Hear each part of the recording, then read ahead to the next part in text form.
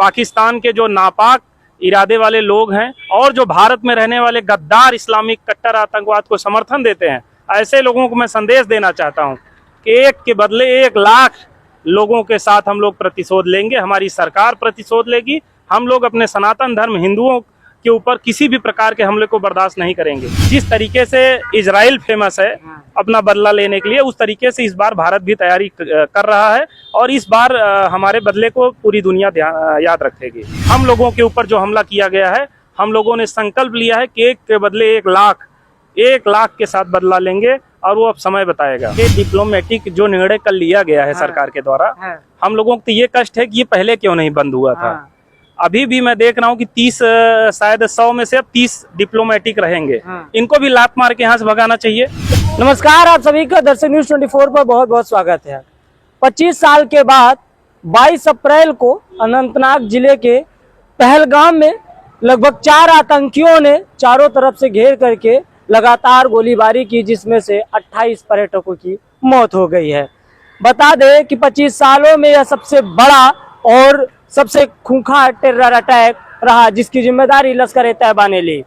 जैसे ही ये खबर देश के लोगों को जानकारी मिलती है, उसके बाद से ही आतंकवाद के खिलाफ लोगों में रोष भर जाता है।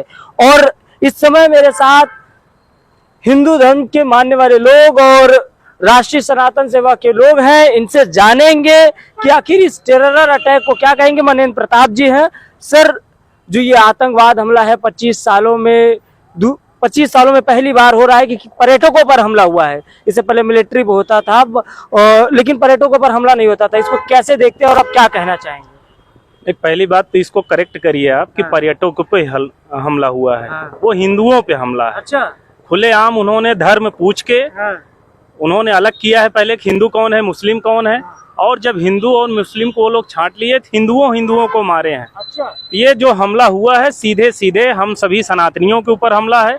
इस देश की एकता, अखंडता, उसकी आत्मा पे हमला है और खुलेआम इस्लामिक आतंकवाद के द्वारा हम सभी हिंदुओं के ऊपर जो है ये प्राणाघात किया गया है और अब हम लोग इसको बर्दाश्त करने वाले नहीं हैं। मैं आपके माध्यम से, अगर पाकिस्तान के जो नापाक इरादे वाले लोग हैं और जो भारत में रहने वाले गद्दार इस्लामिक कट्टर आतंकवाद को समर्थन देते हैं, ऐसे लोगों को मैं संदेश देना चाहता हूं कि एक के बदले 1 लाख लोगों के साथ हम लोग प्रतिशोध लेंगे। हमारी सरकार प्रतिशोध लेगी।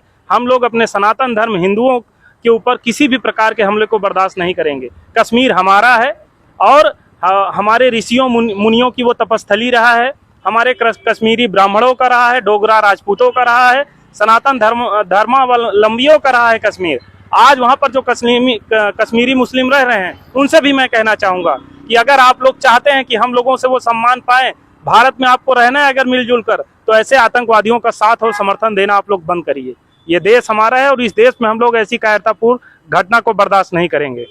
सर, आपने कहा ये हिंदुओं पर अटैक है, लेकिन उसमें मुस्लिम सैयद हुसैन भी तो मारा गया। एक शायद कोई मुस्लिम मारा गया है, वो कैसे मारा गया वो तो मैं नहीं जानता हूँ, लेकिन जो हिंदू मारे गए हैं, साफ तौर पर जो परिजन बचे हैं उनके साथ वो लोग खुल के कह रहे हैं कि हमारा धर्म पूछा गया, हमारा यहाँ तक कि पैंट उतार के जो है चेक करके जो है मारा गया, कलमा पढ़वाया जा रहा था। ये पूरा मीडिया सब बयान आप लोग इंटरव्यू में देख रहे हैं। आप सोचिए, भारत जैसे देश में, मतलब हमारे देश में हमसे ही हमारा धर्म पूछकर हमारी हत्या की जाएगी। कितना बड़ा दुर्भाग्य हम लोगों के साथ। और उस पे अगर हम लोग अपने धर्म के न्याय और सम्मान की बात करते हैं तो हम लोगों को उल्टा सीधा कहा जाता है।